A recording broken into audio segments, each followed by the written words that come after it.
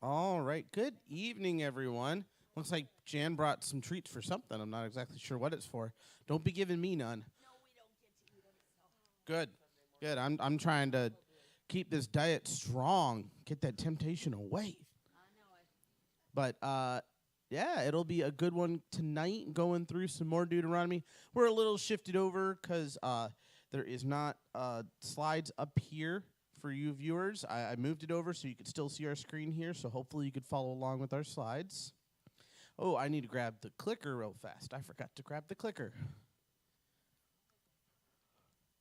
Oh, is it up in the? Is it up in the booth? Is the clicker way up there at the moment? Maybe I could. No, they know that we're started. They'll come in. They'll trickle in. It's kind of like Pastor telling everybody that service is ready. No, you're all good. I'm looking for the clicker here. I don't see the clicker. Mason, would you be willing to sit up here and just click slides for me? Sweet.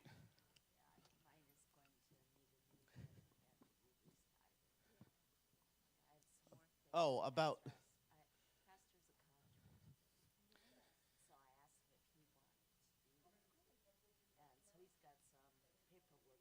Oh, sorry. That I'm just talking to Monique there for a second. So, all right. Well, I'll look one last time up here, just make sure I didn't miss it real quick, and then we'll get going. I don't want Mason to have to be up there if he doesn't need to be. No, I hadn't grabbed it yet. I hadn't touched it. I'm not sure. We'll have to look for it later. But hey, you know, it's better to just keep going. I actually had a instructor in college who said, "No technology is better than slow technology." It's better if you're having issues, just get rid of it and just keep going. So, all right. Please be gracious with me. I am been straining to try to stay in school all week. Well, my voice is giving out on me, so hopefully I make it another day. My kids keep going, "You should go home." I'm like, there's a difference between being sick and being sick enough to go home. I ain't there yet. But we're going to jump into Deuteronomy chapter 8 tonight. Deuteronomy is a one giant message from Moses to the people right before he is going to die, and they're going to go into the promised land.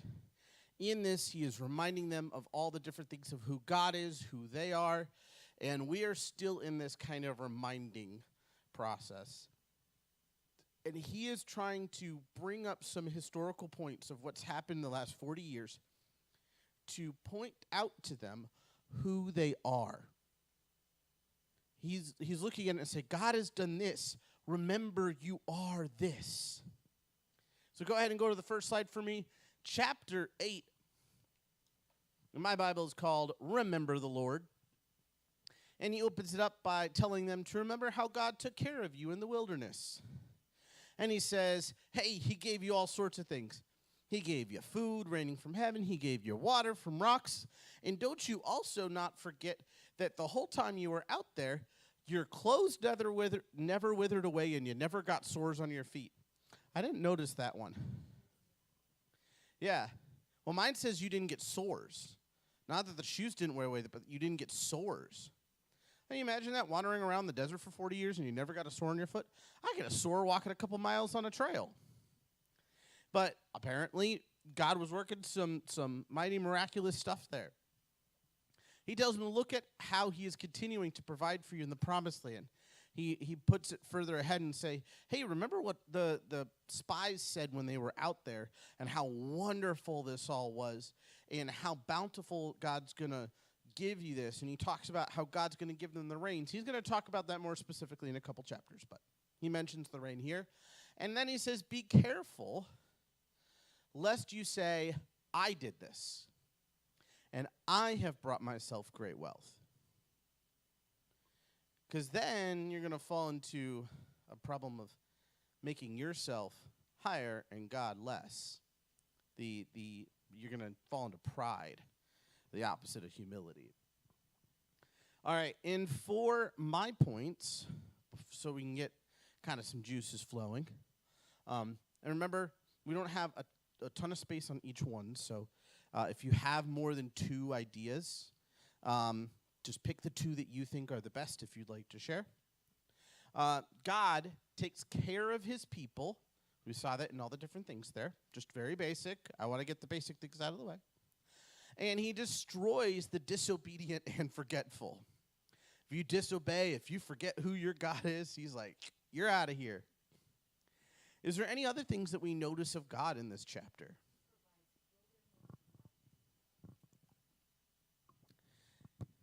He provides teaching. And that can be in lots of ways. It can be in Moses speaking here before the people. It could be the teaching of life that he's been showing them over these 40 years.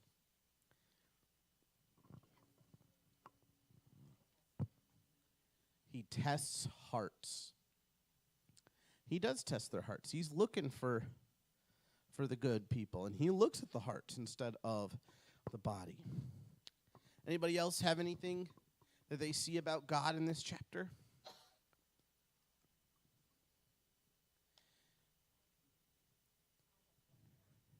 Anybody have a cool story about how God's provided for you? We're talking about how God is providing for the Israelites here. Anybody got a cool thing that God ever did for you?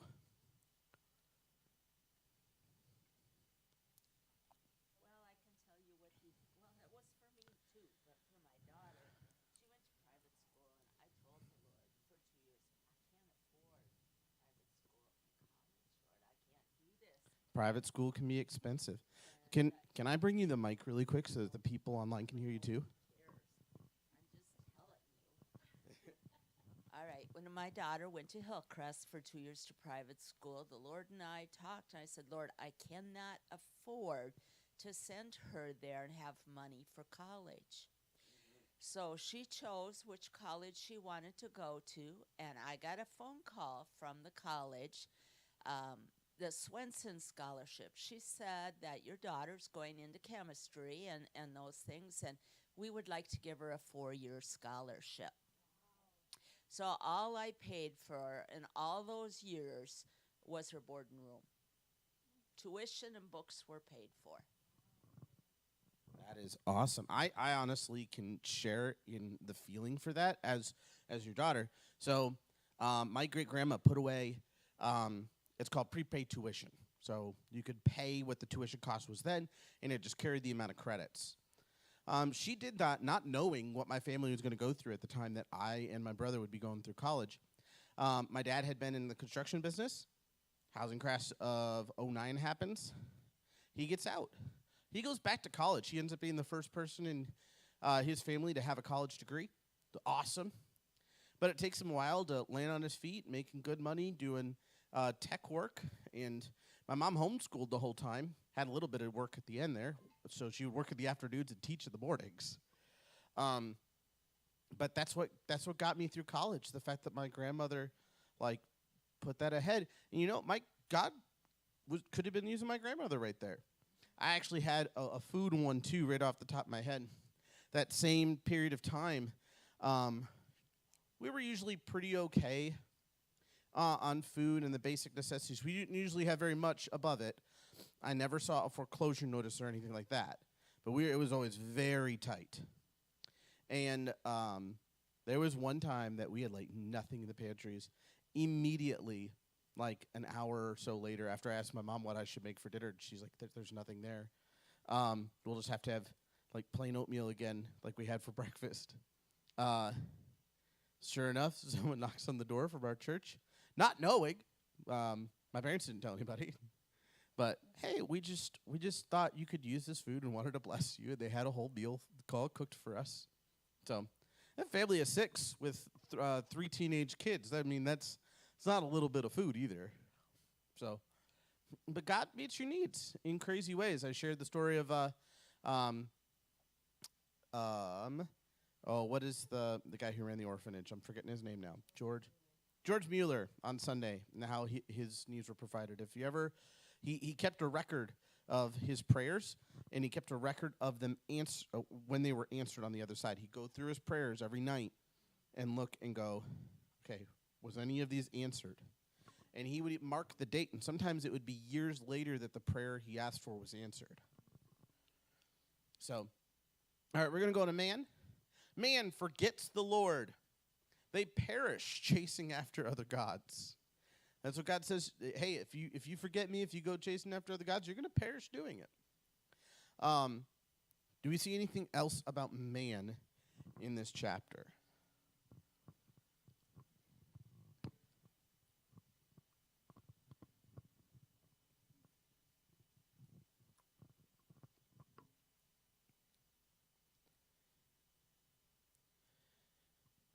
I will say these chapters are a lot more straightforward than some of the ones we were doing in Leviticus and Exodus, Numbers. So sometimes just putting a couple things on there really hits everything. I'll put one more on here. They need to be provided for.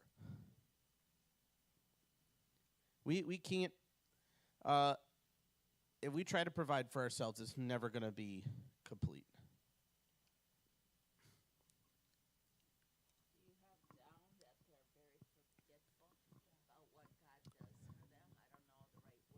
I said they forget the Lord. You know what? I think it also is worth to say, forget his works. We forget what he provides for us. And you know, I think that feeds then into forgetting the Lord. So you forget his works first, what he's done for you, and then you forget him. So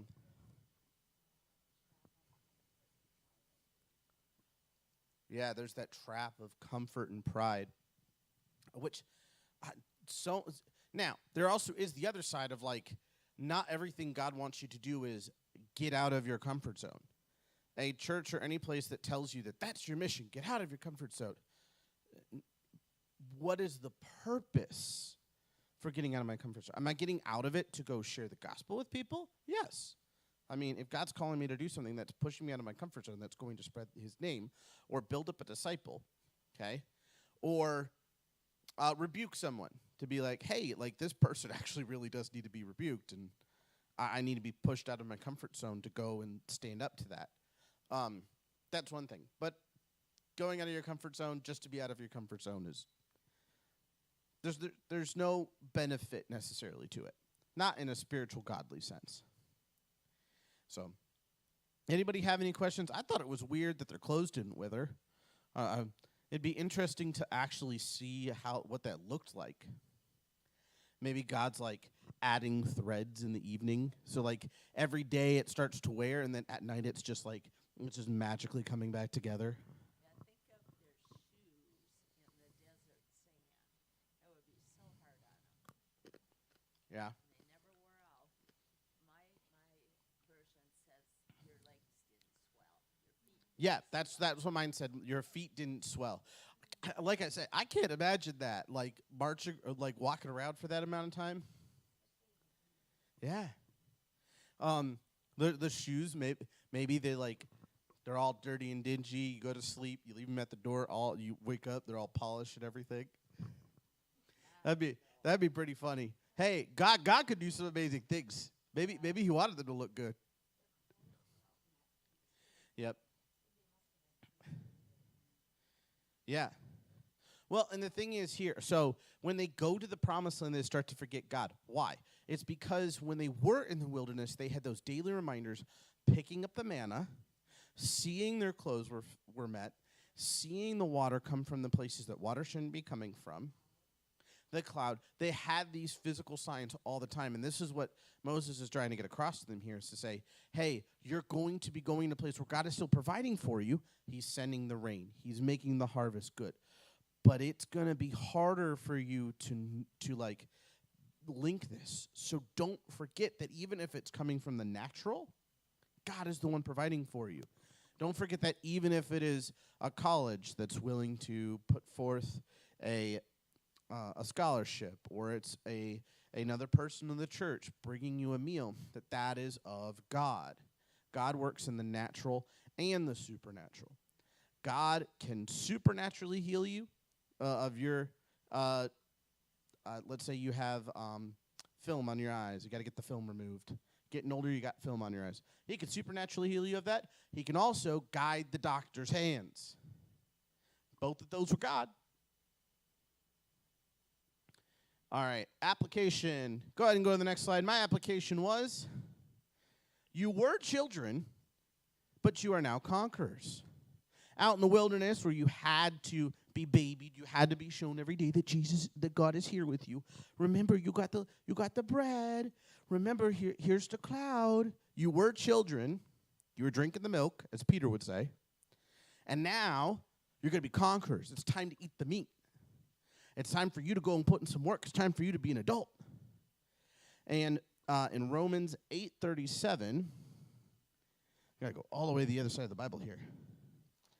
I love jumping to the New Testament when connecting and when talking about the Old Testament, seeing all these different connections. Romans 8:37. I think we're going to go back to Romans 8 a couple times here, by the way. Romans 8:37. Knowing all these things, we are more than conquerors through him who loved us. And this is where he then goes from, sure, neither death nor life nor nothing in this world or beyond could separate us from the love of God. But we're now conquerors. You are no longer just little kids. And Moses is trying to get this through their head, okay? He's still just trying to remember them of everything that's come to pass and to say, don't forget the Lord. Don't forget your past, okay? But he's also saying, you are something. You were children, but you are now conquerors. Does anybody else have an application for this, something we can apply to our daily lives? Choose God's path and don't forget.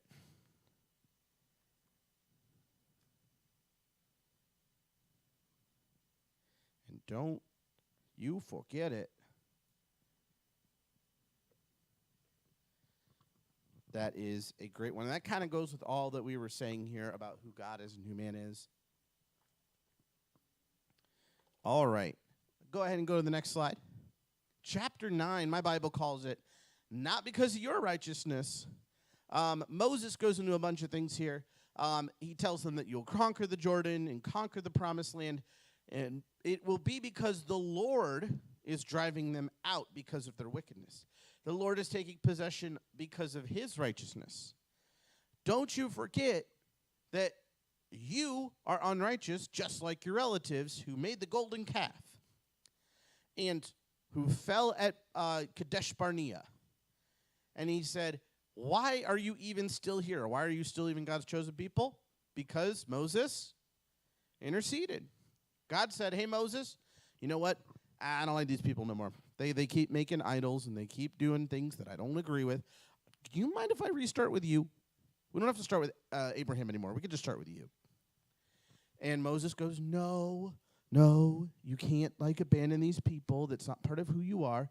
And whether that's God changing his mind, probably not, or God knew what Moses was going to say and led to this conversation. Same way with, Abraham and Lot, where Abraham's like, well, what if there's 10? What if there's 1,000? What if there's 100? What if there's 10? Are you still going to spare them? And God says, yes, if there's only 10. God may have already known what was on Abraham's heart. His mind isn't changing. He wants to see Abraham go through that process. And he says, you are descendants. You could fall into this as well. You could be rebels. Ugh. And that is some of what I put up here. For God, I put, he's greater than giants. It says that at the beginning here, that he is greater than the sons of Akkad. Last session, we talked about how the sons of Akkad were giants. Likely the last remnants of the Nephilim. He is the all-consuming fire. He's given that name here again. I like to put, anytime God's given a specific name, I like to put that up there. And I put that he hates rebellion. He hates it. It's not just that he doesn't like it. He abhors it. He wants to get rid of it. There's no rebellion that could stand in his kingdom. Did anybody else notice anything about God in this chapter?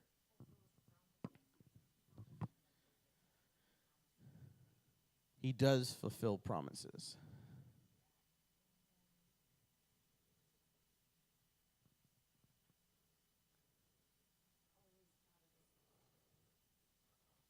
got a second chances. It is. It's from the Jonah movie. The VeggieTales Jonah movie. If you've never seen the VeggieTales Jonah movie, it is absolutely a riot. In Jonah, it says that they cast lots to figure out that Jonah was. They play Go Fish, and it is absolutely hilarious to figure out. And then one of the guys at the end is like, "Oh, wait, I had a pair this whole time. Jonah, it's you. You're the one." It's hilarious. There's a character in there that's not a fruit or vegetable. The only one I can think of. He's a little worm. Well, that's not technically true. His father was a worm. His mother was a caterpillar. But he's okay with that now. That's how he introduces himself. Like that's like one of the first lines you get from him. Yeah, it's absolutely hilarious. Man. Oh, did anybody have anything else to say about God from this chapter? Yes. Yeah. I'm trying to write big enough for people to see. Yeah. I also maybe I gave a little too much space to application. But applications are the most important ones. Those are the ones I want people able to read the most. All right. Man, I put two things here because we see what Moses does and we see what the people do. Moses intercedes constantly.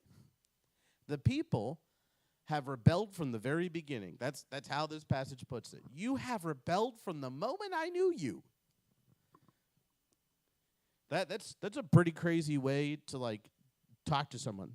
It's like you're talking to your kid. Like think about it. You're talking to your kids right before they turn 18, and you're like, "You were snot-nosed little sinners from the moment I knew you." And that's what Moses is saying here. He's like, "You've been messing up since I known you." But he's saying this because he's warning them, change your ways. Don't fall into the problem of doing that over and over again. Does anybody else see anything here about man in this chapter? What is corrective memory? That sounds like a sermon word, a sermon phrase. Like this week, the sermon is corrective memory. What would corrective memory be?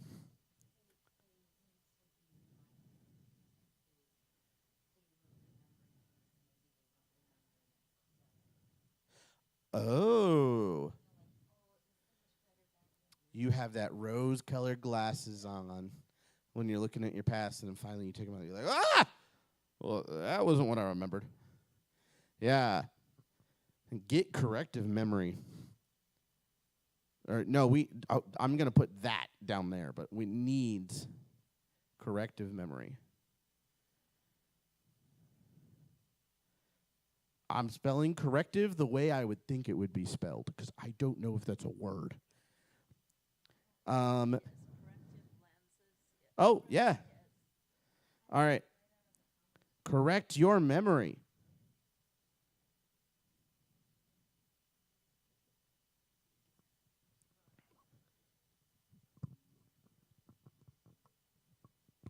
Is it spelled multiple ways depending on the word for current? I think it might be like an ocean current. Oh, from the other church. Okay. All right. Was there anything else about man here? Self-right. Oh, man, this is going to go into so many chapters here, but we can put it here. This is a good spot for it. They are self-righteous. They think themselves so righteous. They do. Well, it depends on how you're. If someone said that, I would be like, okay, what are you trying to say here? And if what I would hope they would be saying is, I have to put on God's righteousness. I have to look at God's righteousness and see how far above me is and put it on myself. Which is not an easy thing to do. We have moments where we're self-righteous all the time. So I was just talking with my students. We were talking about the story that we all tell ourselves. And we were talking about how Joseph could have whined and complained and said, I haven't done anything wrong. But he never did. And we look at Job, and Job does say that, and Jonah says that, and a bunch of other people do. They try to say, I'm right. Like, God is not right. He's not planned this well. God has planned everything good from the beginning. You cannot say that is not the case. He was wrong, and God very heavily scolded him.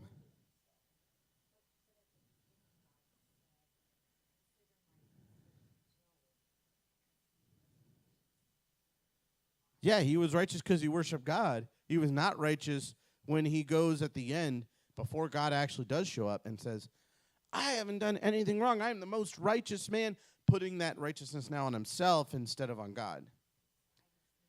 Yeah.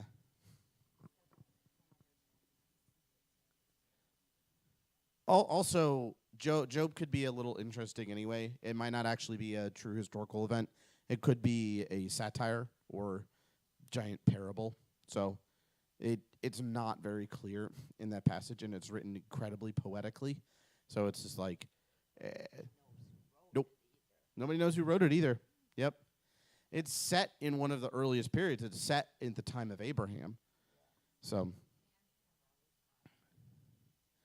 that's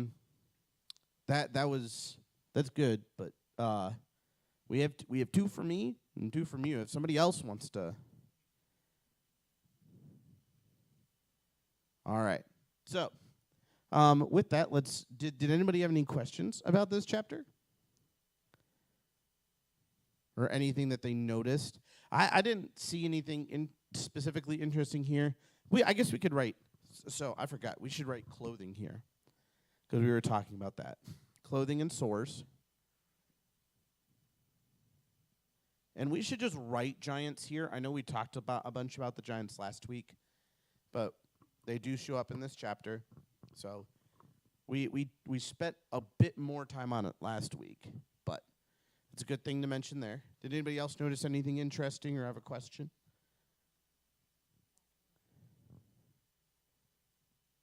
What is when they did the golden calf? Yeah, he says, remember how your ancestors did this. Yeah. None of these people actually did the golden calf thing. No. But a bunch of them did, or had relatives who did fall to Balaam and the worship of Baal. Before, I like when, is it Phineas? Or is it a different son that goes, wah, spear right through two people? It is Phineas. All right, go ahead and go to the next slide. So for applications, I have, you were a rebel. We're only a couple chapters away from 8 in Romans. Romans chapter 5, verse 8. 5:8. But God shows his love for us, that while we were still sinners, he died for us. So I am taking that out of a big paragraph there, but showing that even when we were rebels, God still died for us. He cared about us. He loved us. And that is what Moses is trying to get across to the people. He's like, hey, you are rebels. That doesn't mean God doesn't love you. Doesn't mean he's not going to push you forward. But you are rebels, and he still loves you even in that. And there's going to be a long time before, at this point, before Jesus comes and actually offers true salvation. Did anybody else have an application for this chapter? Or a way that we can apply it to our lives? And if you think of something while you're here today, if you haven't really dove deep into these chapters yet, please share. All right, go ahead in chapter 10. I think we're on a good pace here. It's about well, we started a few minutes late, so it's been about probably 25 minutes. Commands on tablets and hearts. And Moses says, hey, so we just last chapter talked about the golden calf. So it says, after the golden calf, I went up and got new tablets. And the Lord set apart a tribe of Levi as priests. Even after Aaron had passed, they would be able to carry on this place as priests. But the Lord wants your heart set towards him, and he wants you to keep his commandments for your benefit. Circumcise your hearts and fear the Lord. So he said, I got the tablets, but you need to put them on your heart. For up here, for what I wrote about God is, he is the holy lawgiver / maker. So holy, perfect, complete. And he is also the executor of justice. But along with that, right after that, he is the lover of the sojourner. That's actually like back-to-back verses there. Is that he is the executor of justice for the widow and the orphan, and he is the lover of the sojourner. So I thought that was pretty interesting, that he has both of those things there. So I hope we all desire and have seen moments where we could say, like, there was justice done for a widow or an orphan or someone who was marginalized that God cares about. But I think the other thing that sometimes is hard is to show God in the lover of the sojourner. Okay? This is like the Samaritan on the road who he's not supposed to be stopping there. This is a person who's supposed to hate, and yet he stops for the Jewish man. And he shows him love and kindness. Is it easy to love the sojourner, the person, the alien in your country? And I'm not talking about the little Martians.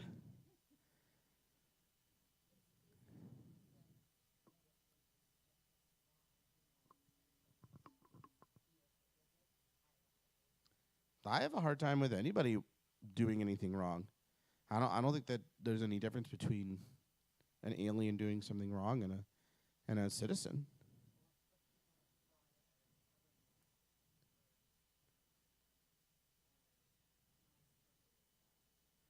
Yeah. And that does happen all the time. In those days, there weren't like strict borders where you have to go to, where you cross into Israelite land. All right, I gotta go to Jerusalem and I gotta give them my paperwork.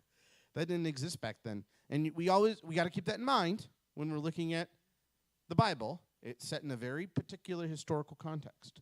God would phrase things very differently if he was talking to us today, like actually writing down his Bible today. But I don't know what he would say there. I really don't know. He doesn't say love the alien who came in legally. He just says love the alien. So, do I hope that justice finds him out? I hope there's justice just happens. Like there is justice for those things. But my call is still to love them, just like God loves them. Yeah.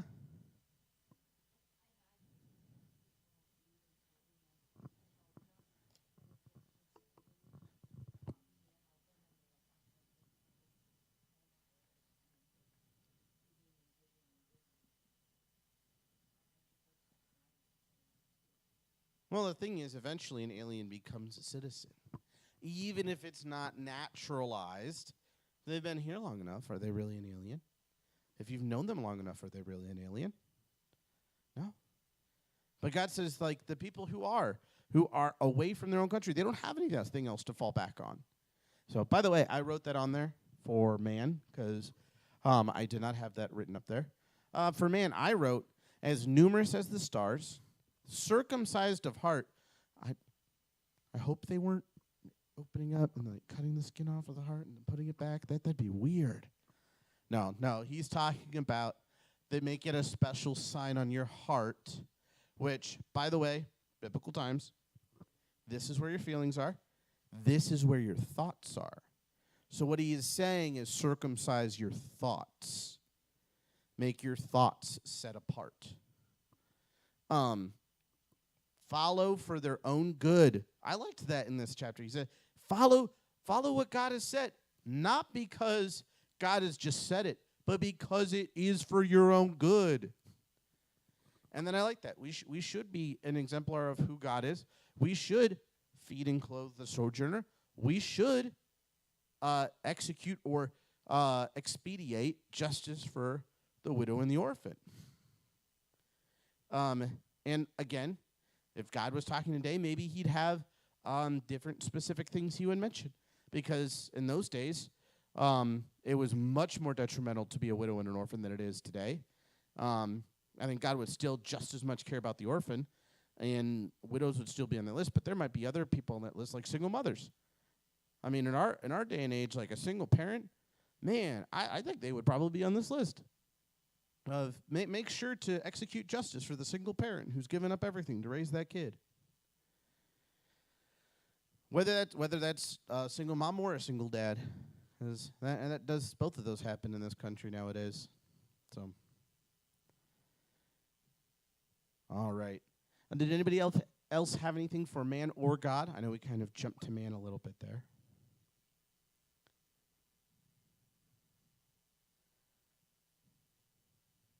All right. Anybody have any observations or questions? Anything they noticed in this chapter? Anything odd or anything they wanted to ask a question about?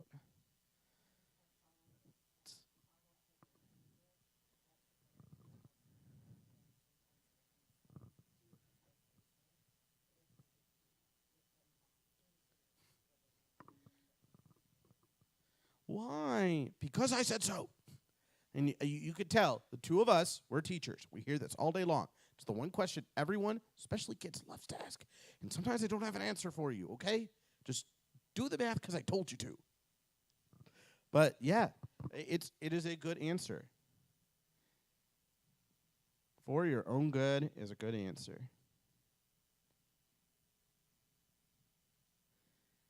It is good to share with stumblers. I'm going to call them stumblers. People who are they're verbally said that they're believers in God, but maybe they're stumbling in their walk. You should follow because it's good for you. It's not just because you should follow, but it's good for you. All right. Go ahead and go to the next slide.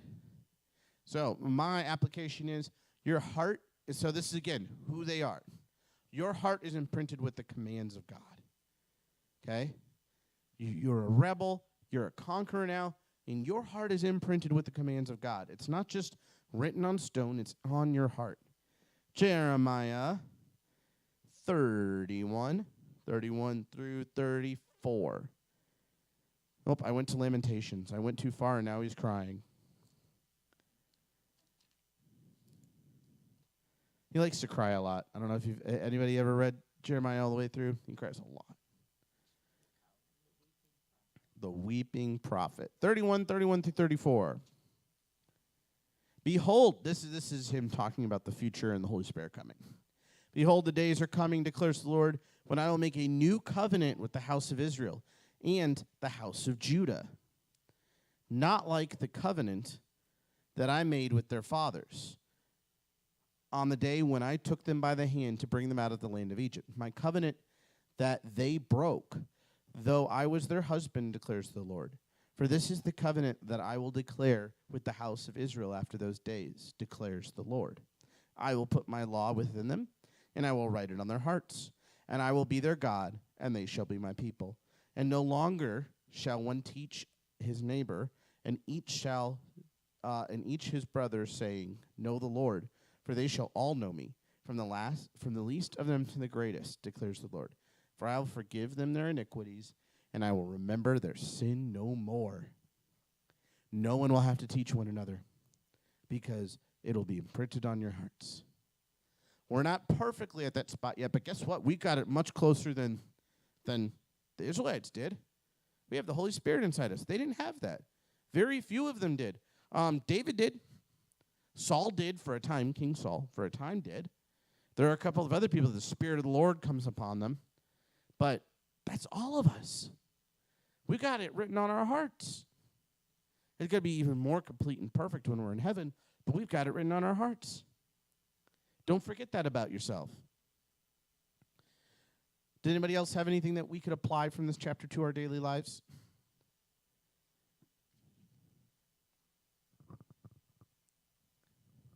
I think we could just write care for the sojourner and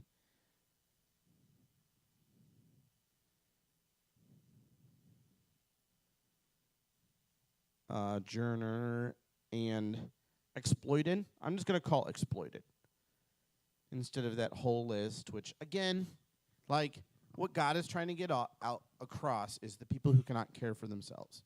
Maybe if he was looking at it nowadays, he would add the mentally handicapped to that list.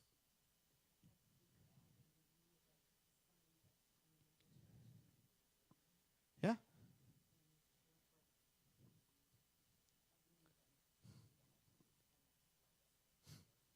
There is the alienism from another country, and there is the alienism the person that you've never met.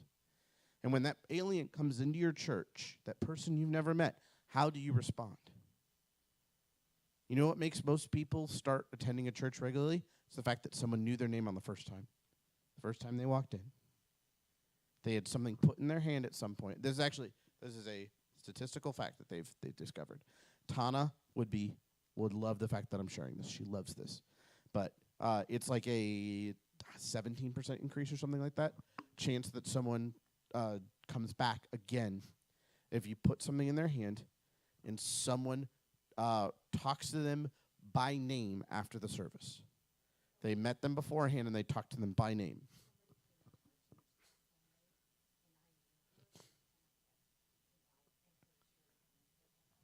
There you go.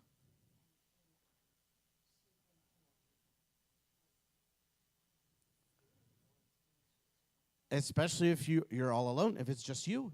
Yeah. I totally get that. I was weirded out when I started coming here. I'm a young guy. I'm used to just putting myself out there. I'm a pretty I'm not technically an introvert, not technically an extrovert. I'm an ambivert. I get energy from everywhere. That's why I'm so bouncy all the time. But I it was very nerve-wracking for me just trying to plug in. It took a while. And it was quite a while before I started doing Sunday school stuff. When I had the ability to right away, I had the pastoral sign on my name of, hey, pastor this. Ooh. But it took a while to connect in there. Now, I'm no longer an alien. Thank goodness. But when I came here for the first time, there was a couple people who vaguely knew who I was because of my previous work with Ferndale. But it took a while for me to no longer be an alien. And it mattered that people were kind to me and welcoming, especially Pastor Nathan. Shout out to you, Pastor Nathan. No, I was pointing at the camera. He's usually listening. Yeah, Pastor Nathan, if you heard, just text something in chat so I know for sure. All right. We're going to jump into chapter 11. All right, here we go. Chapter 11, love the Lord and serve the Lord. Keep his commands on your heart, and as you take possession of the land, he will bless those who obey, and he will disciple those who turn away. Set these before yourself and raise up your children, teaching them in this righteousness. And I wrote down for God that he writes the law on our hearts, and he is the speaker of blessings and curses. Most of this chapter is more about the people than it is about God, but we can still see some things about God here. While I get another sip of water, does anybody have something they noticed about God in this chapter?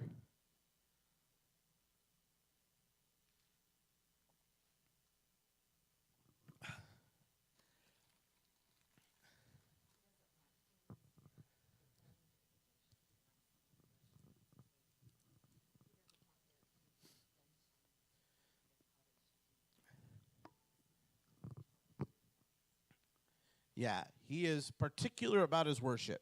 We see that even more in, I think it's 13. Oh, no, 12. Particular about his worship.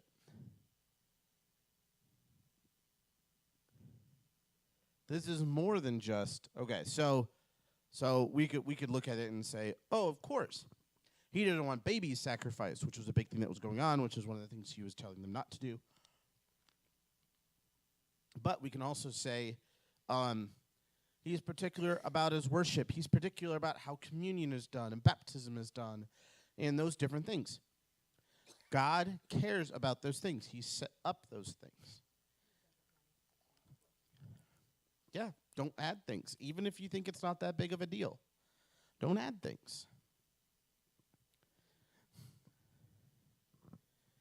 Oh, yeah, this is the whole list of, like, do eat this, don't eat that. Yep. Has dietary requirements.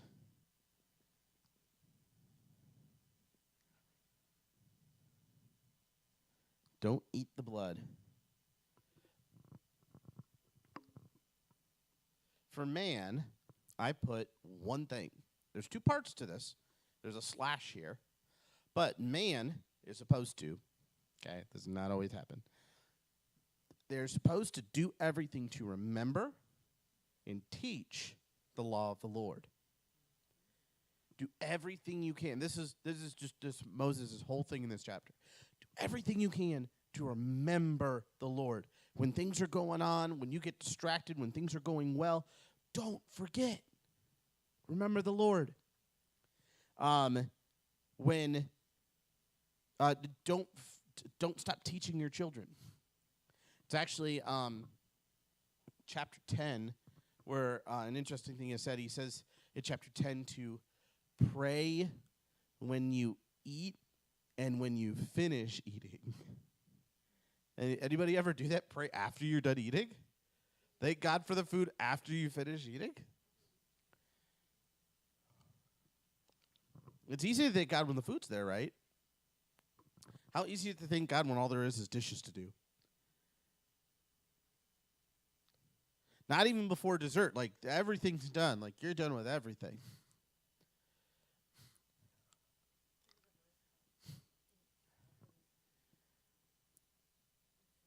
Yeah.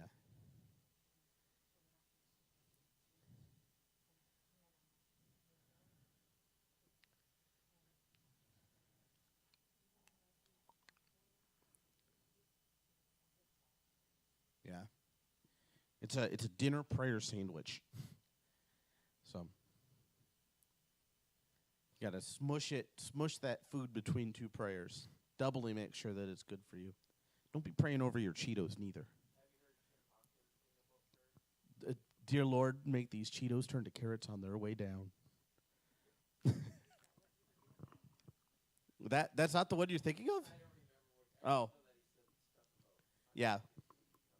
Yeah, people praying over unhealthy food. It's the same moment he talks about praying a hedge of protection around your neighbor. I don't want no hedge. Pray a wall for me. Sorry. I remember those random things way too easily. My brain is just filled with random lines and random songs. I pull it out so easily. All right. Is there anything else about man we see? I mean, that kind of covers, that really does cover a lot, but if there's anything specific that you see. But they're supposed to do everything they can to remember and everything they can to teach the law of the Lord.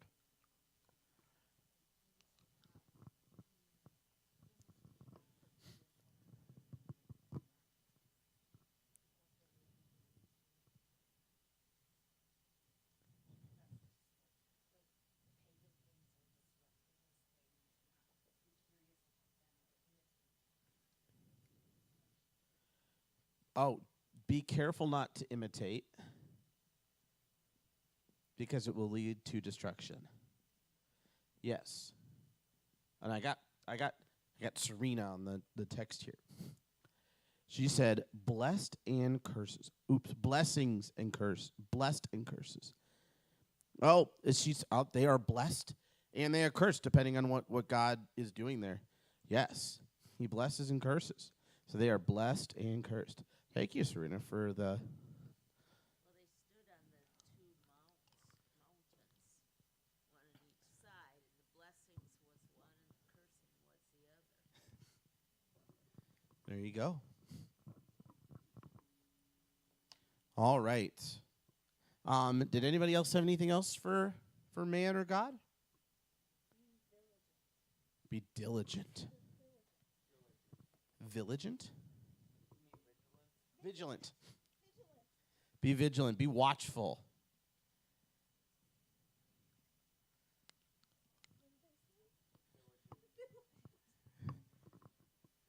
Hey, diligence works in this passage as well. Be vigilant. Be watchful. I love the parable of the 10 virgins.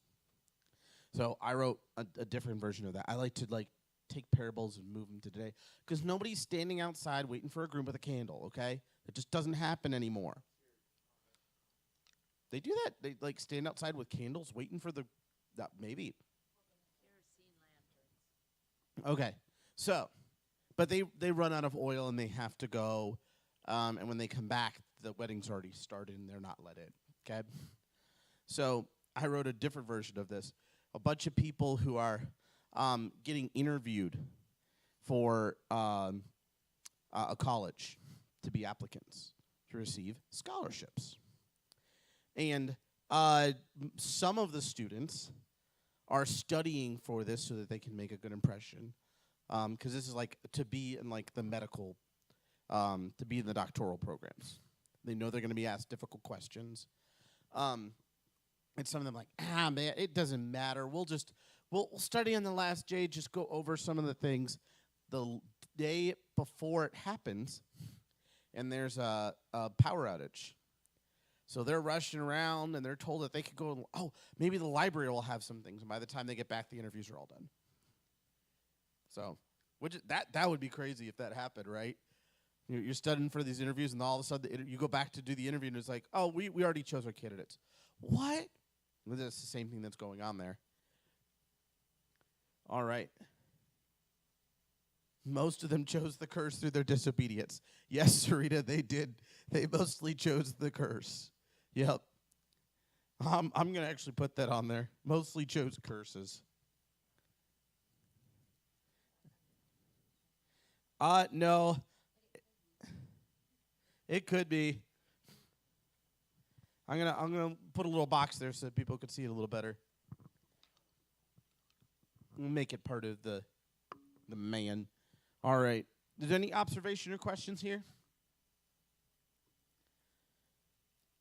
All right, let's move on to application. Go ahead and go to the next slide.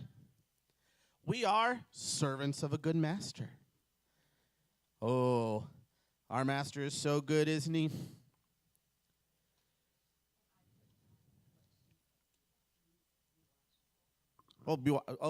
That's part of our application.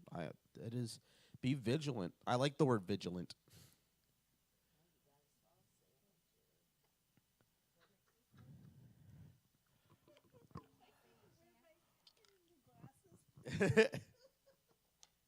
Maybe I like vigilant because it goes into the vigilante, but John 10:27-28. Here we go. My sheep hear my voice, and I know them, and they follow me. I give them eternal life, and they will never perish, and no one will snatch them out of my hand. God is the good shepherd. Jesus is the good shepherd. You serve a good master. Just remember that. Remember how good the master you serve is. Remember, that's part of who you are. You're a servant, and you serve a good master. All right, go ahead and go to the next slide.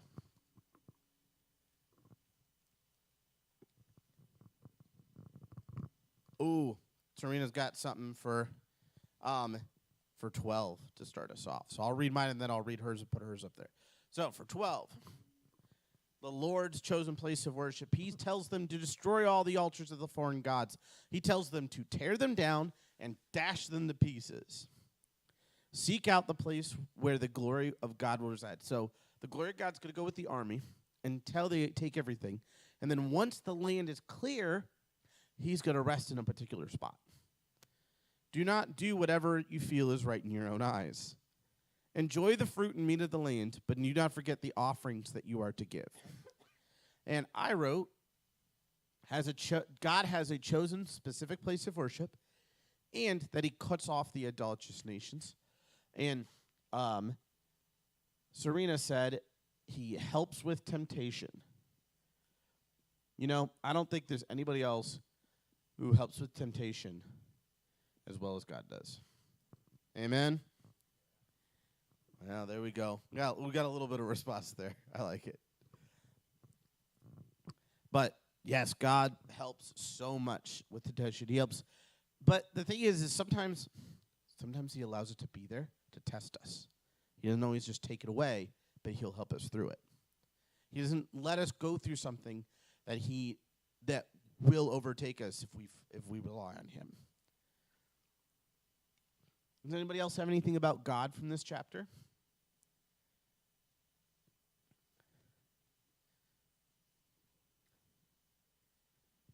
I think one thing I want to just talk about for a second. Moses says that God will have a chosen place of worship. What is God's chosen place today? The hearts of believers? What scripture? If someone asked you, hey, like, we don't go to a temple anymore. God doesn't live in the temple. Like, how do we know that? Like, how do we know that that's where God is? I can't think of the reference, but like the passage that says we're two. Yep, where two or more are gathered, I am there. Yeah. But he also is with you at home. You're in his word, and he is with you. And you can worship there as well. You do not have to be with someone else to worship. Yeah, which did not used to be the case. Can you imagine, like, you always had to go to church to worship? Like, that's just crazy.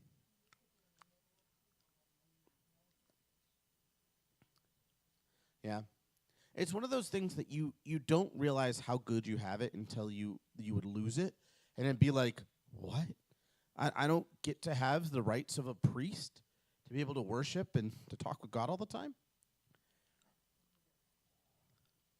Well, and for many of the Jews, the place of worship was a long ways away. You know, they had to come to the tabernacle or the temple 3 times a year for their feasts.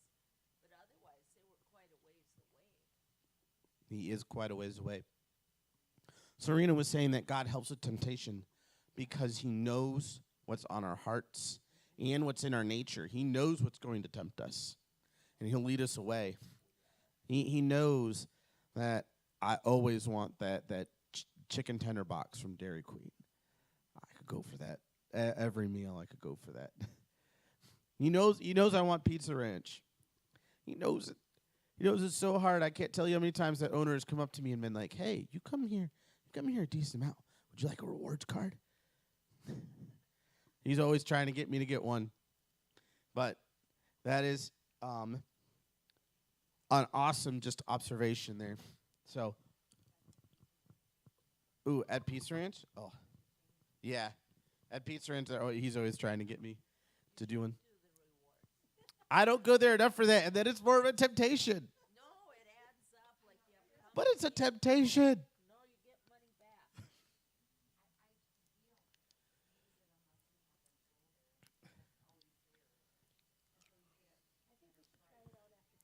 I will say it is so much tougher when you're single because there's no one to tell you no, you should not go get more fast food. You have to nag yourself.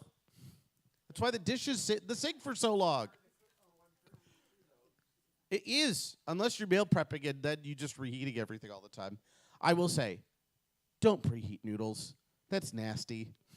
Like, make a new batch of noodles every time. It takes 10 minutes.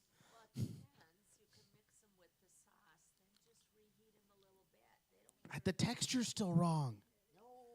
No, now you do it right. We could talk more about microwaving pasta later. For right now. We're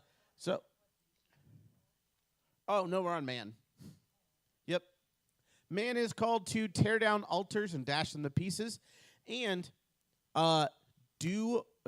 they do what is right in their own eyes. They're not supposed to, but they do what is right in their own eyes. It does lead to death. Serena said that they are family-oriented.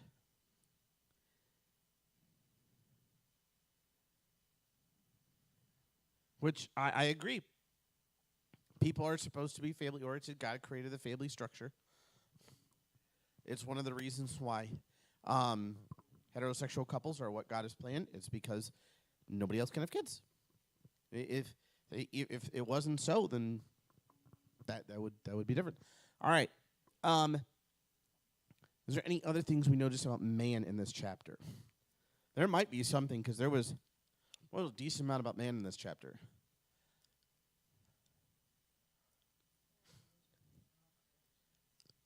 In danger of moral corruption.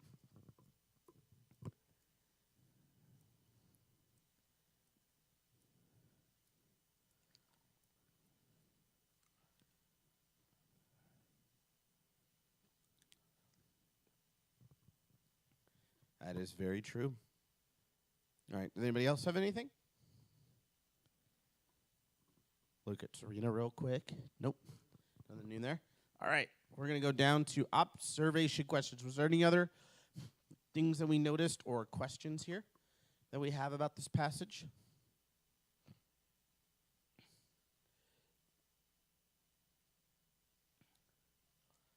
All right. We'll move on to application. Go ahead and go to the next slide. We are worshipers in truth. John chapter 4, verses 23 to 24. Here we go. But the hour is coming and is now here when the true worshipers will worship the Father in spirit and truth. For the Father is seeking such people to worship him. God is spirit, and those who worship him must also worship in spirit and in truth. He's trying to remind them, hey, you're worshipers. You got to be worshiping. You got to be going after the Lord in this. You got to be all in for him. You got to be willing to tear down those other idols in your worship. Say, no, it's just God. I'm jealous for God. I got zeal for God. Does anybody else have any other things that we should apply to our daily lives? Or remember about who we are?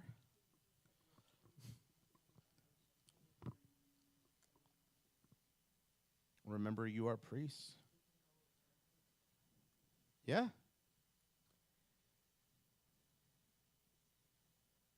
We are a nation of priests. It's what it's actually one of the things that Moses says a couple of different times, but it's also something that Peter says is actually fulfilled in us. Because God now resides in us, we are truly, as the church, a nation of priests. I think that's Peter and not Paul. It might be Paul. All right, go ahead and go to the next one. Chapter 13. We got 2 chapters left. God is a jealous God, and we're going to see that here. Warning against idolatry. Don't do it. Just don't do it. Just trust me. Not a good idea. Don't do it. Do not follow the prophet or dreamer who tells you to walk away. Put him to death. Stone him. Do not let your relative, loved one, or friend tempt you to serve another god. Put them to death. If you hear of people who have gone out to serve other gods, investigate them, then put them to death. Oh, that's a lot of death that's happening here. Ugh. I find it interesting in the verse that says, for the Lord your God is testing you when these things happen. God is testing you. I know. That's what it says.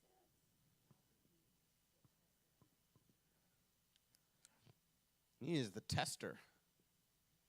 But again, he doesn't test you more than you can handle if you turn to him. He provides a way out of the testing. Even that, if that is knocking your brother over the head with a rock. If any of my students are listening, we are talking hyperbolically.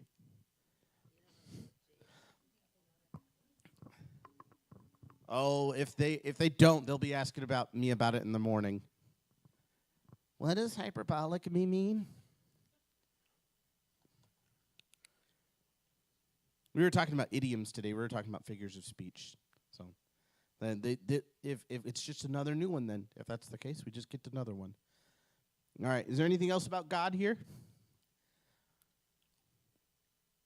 He's a great tester. He provides a way out. All right, on to man. Are tempted to idolatrous worship, and they kill the tempters. Anybody else have anything about man here? You need to be holy. Sweet. That is very true. Need to be holy, set apart, special for God.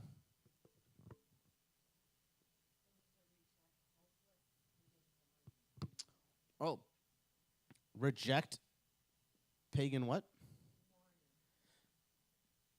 With, like, crying?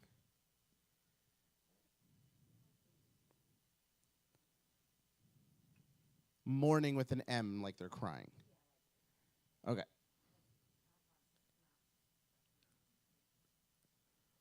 Mm-hmm. He tells them to have no pity. Don't have any pity on them. And Serena said for God that he favors discernment. He likes those who are discerning.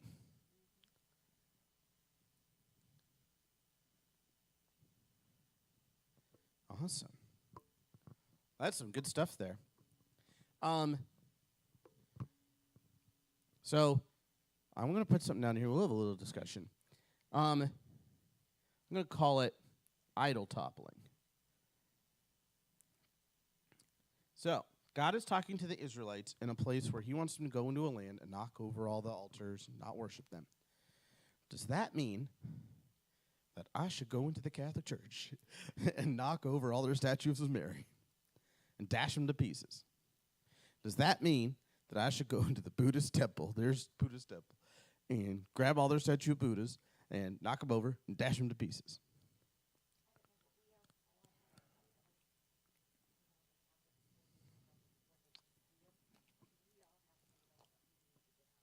Yeah. I think that's a great just a thought there. Kind of that whole deal with the speck in your own eye before you deal with the log in your brother's. I also think there's a difference between coming in as a conquering people and living with your neighbor. There's a difference there. And hopefully God will change your neighbor's heart. And if the moment comes that you're talking to a Buddhist man and he comes to know Jesus, please ask him, say, hey, can we knock over your altars together? That would be so awesome to be able to do. But we're not supposed to just walk into their places and just start doing that.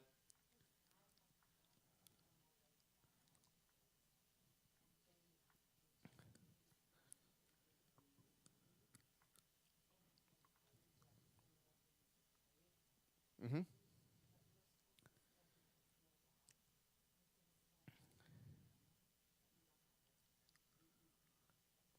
That is what God tells us to do with all of our neighbors. And I am calling the Catholics neighbors because there is a very big distinction there between what they believe and what we believe, especially when it comes to faith and works. And tell you what, I heard it in a Chris Mullins song or a Rich Mullins song the other day. Faith without works is like a screen door on a submarine. It's about as useful as that. It ain't very useful. It'll make it come in a little slower, but eventually you're still going to fill up with water. But, yeah, I mean, we're supposed to treat everybody that way, whether it's a Catholic who has a few different views from us, a Buddhist who isn't necessarily offending you, or a Mormon, or a shaman, or someone who isn't necessarily a believer in any faith but has things different than you, like someone that's part of the LGBTQ, where it's just like, hey, like, I don't agree with anything that you're, any of the things that you are focused on and care about, but I care about you as a person. I love you as a person. Jesus did that multiple times. He talked to a lady who was sleeping around with an entire town. And she said to all the people she was sleeping with, hey, come out. This guy knows what I did. And all of the guys come out because they're like, he knows what I did. So, there you go. All right. Anybody have anything for any other observations or questions? Otherwise, we'll move to app. All right. Oh, go ahead.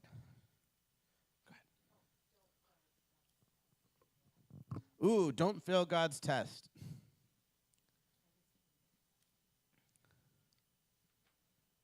He's going to put them before you. Don't fail it. Go ahead and go to the next slide. Oh, there we go. Who are you? You are free. Free from all idols. Don't go back to it. Look, you got let loose out of prison.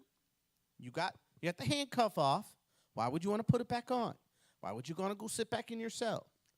Sometimes we get used to it. We don't want to leave that. I'm a writer. I love to write. I'm writing a novel. The main character, you meet him first in prison. In the entire first half of the book, his whole thoughts is every time something bad happens, oh, if I was just back in my cell, no, this wouldn't have been that bad. I could just be there taking care of my little flower. Just be me and God. I don't have to worry about nobody. That's not a good way to think. You're free from it. All right. Did anybody else have any applications? On to the last chapter. All right.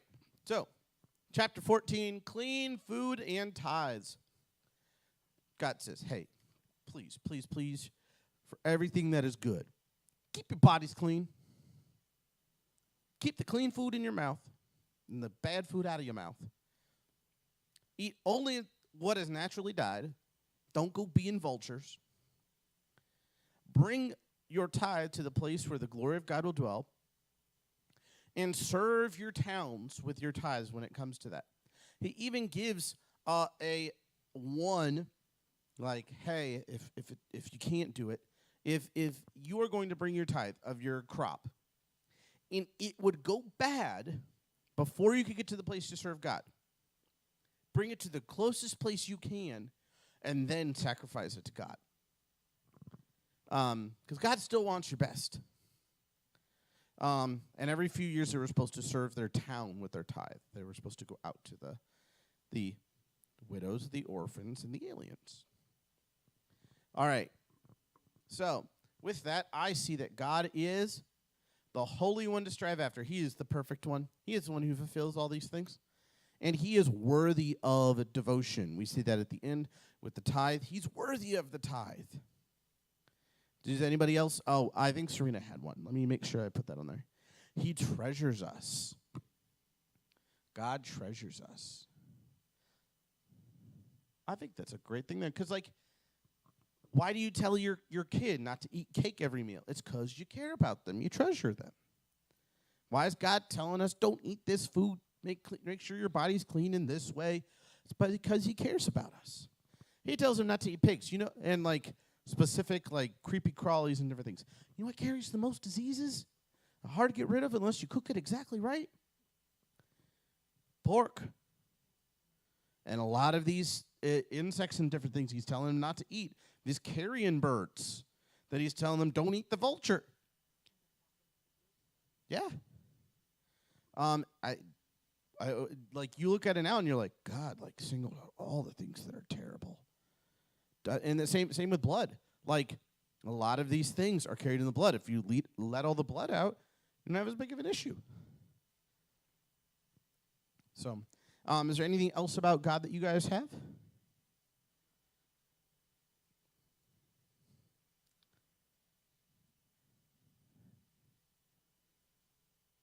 That's okay. If we don't, we can go on to the next one. He does. He commands tithing.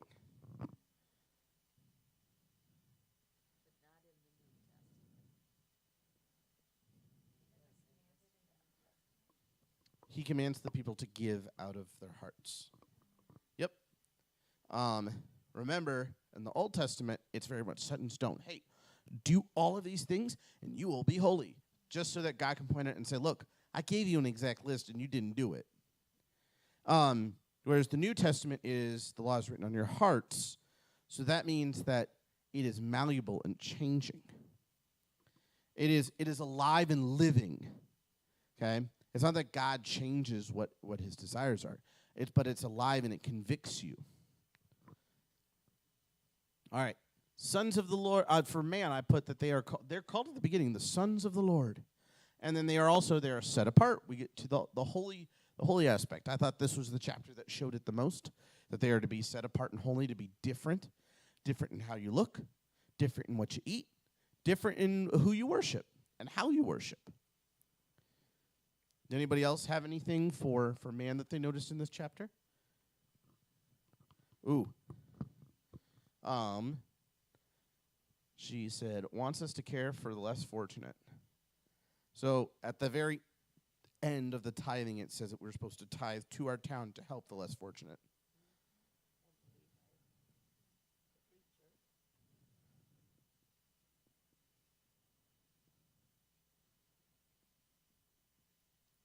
Speaking of that, interestingly enough, okay, so this is just speaking on tithes. And depending on the denomination, they just have their own different thoughts, too, on this. But the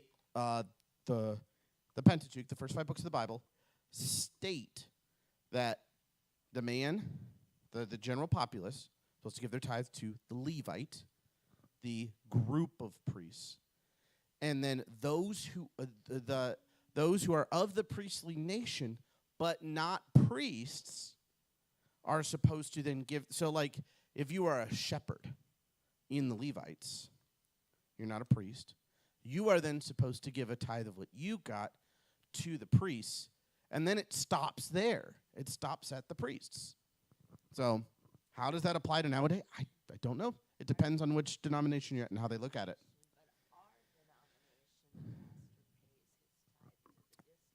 Yes. Yep. Which they quote that specific passage. I don't mind what they say. I don't think it's right to quote that passage because I don't think that's correct. If you're looking at that specific passage and what it's saying, it should be stopping with the pastor. But, again, New Testament versus Old, how you take on that passage. So.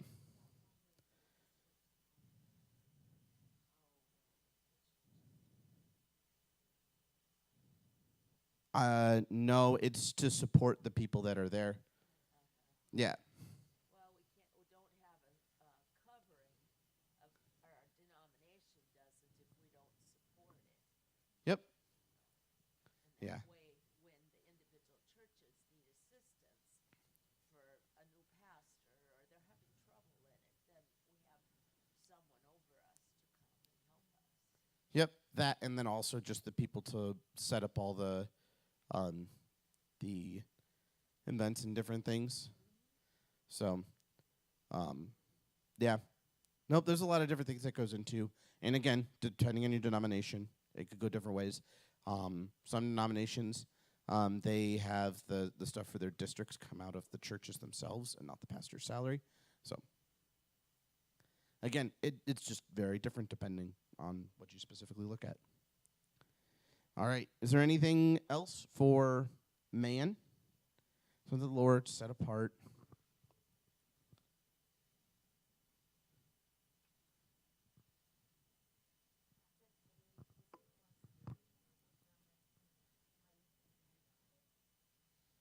Practice. Daily discernment. Yeah. Make sure God gave you your temple of your body. Make sure you're treating it right.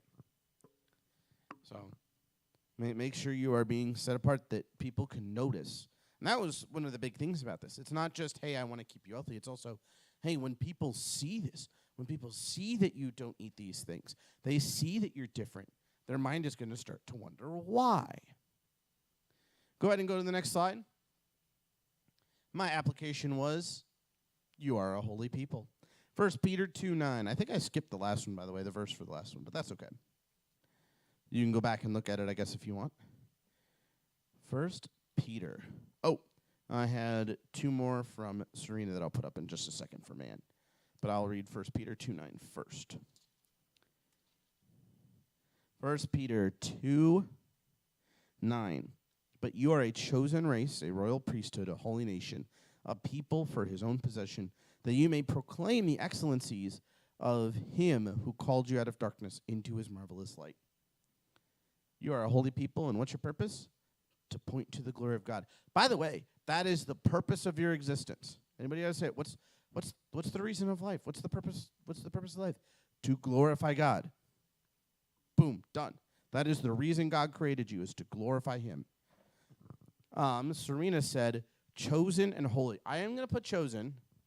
Set apart is just the separated way to write holy. But I will put chosen. Did anybody else have an application for this one?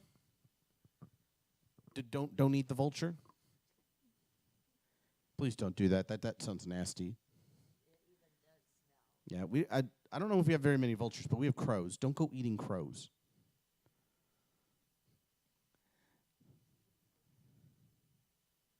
Well, pork is fine. Just make sure to cook it right.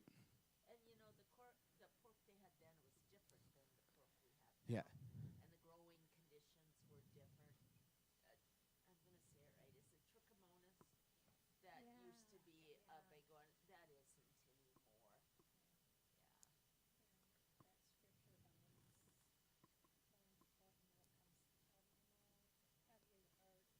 Then what goes in? Yeah.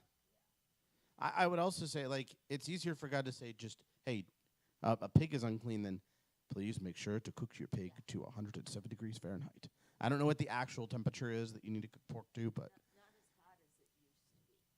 Otherwise,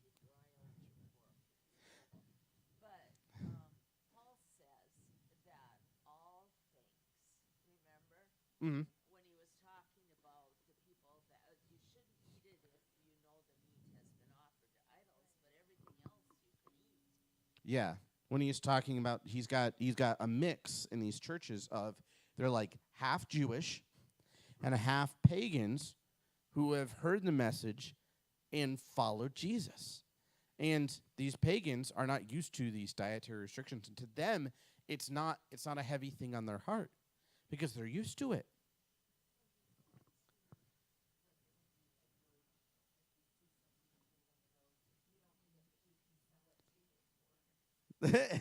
so don't do that. That's that. Well, no, they couldn't. They wouldn't be able to. They wouldn't be able to touch it. It's already dead of unnatural causes. In the Old Testament? They wouldn't be able to carry it with them. They'd have to go to like their neighbor and be like, "Hey, I saw this over there in my field."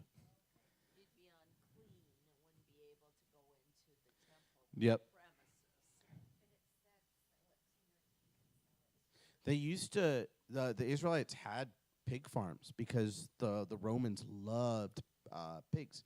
They loved pork, and so they would raise them and sell them to the and the Israelites who did this were looked down upon by a lot of the higher ups.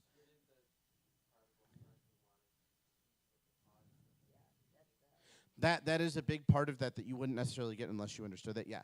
So he is making himself unclean by even like working on a pig farm, much less eating the food that they're eating, which probably includes pork because they're cannibals. They eat themselves. They eat each other. Yeah. And they're crazy creatures. Yeah. There was a man that in my years of working there, and somehow he got knocked over in the pig pen, and they did eat some of him. He died. They killed him, but Serena's last few messages were, "Wow, chicken is chicken. Lol about the vultures." So she's having a good time with it. I'm glad we had someone chatting up on here. I hope that's like a more frequent thing at some point so I can interact with both. It's really great. And hey, this was actually a really good pace. I know we have a little bit smaller of a group, and maybe that's part of the reason why, but this honestly ended up being a really good pace tonight, even with a couple of questions there, getting to hear story from Jan about God providing for her family. Yeah, this is awesome. So, did anybody have any last applications for this chapter? Otherwise, we'll pray and head out. No? All right. Well, thank you, God, for this time to be able to dive into your word. And I just pray that you imprint on our hearts who we are under you, that you have changed us and you have given us titles and names and you have given us a place in your court. God, I thank you for that. And I pray that you help us to remember all these things and teach them to our children. Correct our memories. Help us remember in the correct, right ways. Remember what you want us to remember in the ways you want us to remember it.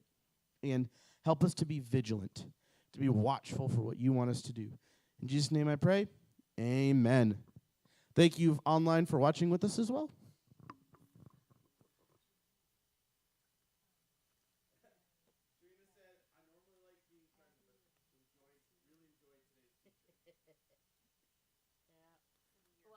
Hey, we've only got a week or two, and then the summer sessions will be over, and so maybe we'll have some more people after that. I hope so. This was going to go home with Pastor, but we'll put it downstairs now. I owe him. Remember, we had a silent auction. He bought one of the cookies. Remember, I gave Sarah hers. She got monster cookies. Well, he thought he wanted what do you call them? Rice Krispie bars. So I made them today. So they're going down in